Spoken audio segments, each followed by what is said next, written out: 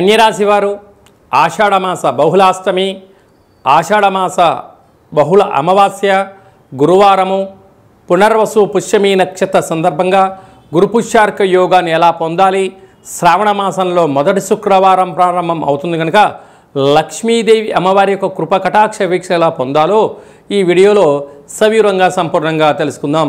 కన్యరాశిలో ఏ నక్షత్రాలు వస్తాయి అనగా ఉత్తరా నక్షత్రంలోని 2, 3, 4 పాదాలు, హస్త నక్షత్రంలో 4 పాదాలు, చిత్తా నక్షత్రంలోని 1, 2 పాదములు కలిపితే కన్యరాశి అవ్వడం జరుగుతుందని చెప్పి మీరు గమనించాలి.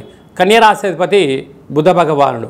వీరికి 6వ స్థానంలో రాహు సంచారం చేయడం వలన అప్పులు ఇవ్వడం, అప్పులు తెచ్చుకోవడం, అనారోగ్య సమస్యలు, వారు ఏదో అంటున్నారు వీరు ఏదో అంటున్నారు అని చెప్పి మీరు చిన్న చిన్న విషయాలను భూతద్దంలో చూడడం మానేయాలి. మీ పని మీరు చేసుకుంటూ వెళ్ళండి. ఎవరు ఏదన్నా ఎవరు కాదన్నా మీరేంటో మీ మనసుకు తెలుసు. మీరు చేస్తున్న ధర్మ కార్యక్రమాలే మీ విజయానికి సోపానాలని చెప్పి కూడా గమనించాలి.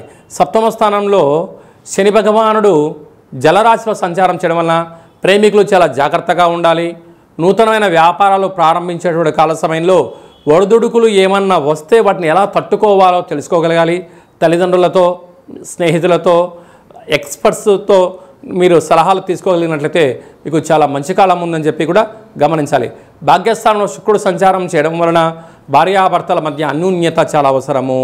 రాజ్యస్థానంలో గురు సంచార స్థితి ఉండడం వలన తల్లిదండ్రులతో కానీ గురువులతో కానీ మీరు యొక్క ఏదైతే చేయాలనుకుంటున్నారో ప్రణాళికాబద్ధంగా ఉండబడిన జీవన విధానాన్ని మీరు కరెక్ట్గా ఒక పేపర్ మీద రాసుకొని ఎక్స్ప్లెయిన్ చేయగలిగినట్లయితే అందులో లోటుపాట్లని సరిదిద్దుకోగలిగితే విజయవంతం కూడా కన్యరాశి వారు సొంతం అయ్యే పరిస్థితి చాలా అధికంగా ఉంది. ఏకాదశంలో బుధాదిత్య రాజయోగం, ఆత్మకారకుడు రవి, బుద్ధికారకుడు బుధుడు ఏకాదశంలో ఉండడం వలన ప్రభుత్వ ఉద్యోగ ప్రయత్నం చేసేవారికి ఇది చాలా మంచి కాలము.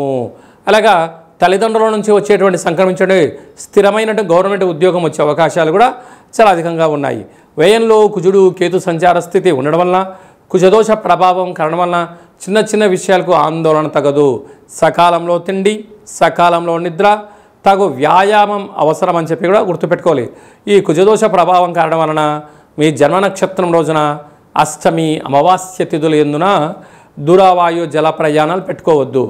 ఈ గురువారము పుష్యమి నక్షత్ర సందర్భంగా గురు పుష్యార్క యోగ సందర్భంగా తెల్లజిరేడు వృక్షం దగ్గర మీరు 18 సార్లు ప్రదక్షిణ చేయడము, అలాగనే కుష్మాండ దీపాన్ని పెట్టడము ఐశ్వర్యాన్ని, ఆనందాన్ని ఇస్తుంది.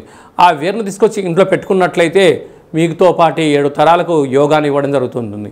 స్వయంవృత్తులు, సేవా రంగాలు, హోటలు, ఆహార ఉత్పత్తులు, సేవా రంగాలు, క్లాత్ బిజినెస్ చేసేటువంటి వారందరూ కూడా చాలా మంచి కాలం ఉందని చెప్పి కూడా గమనించాలి.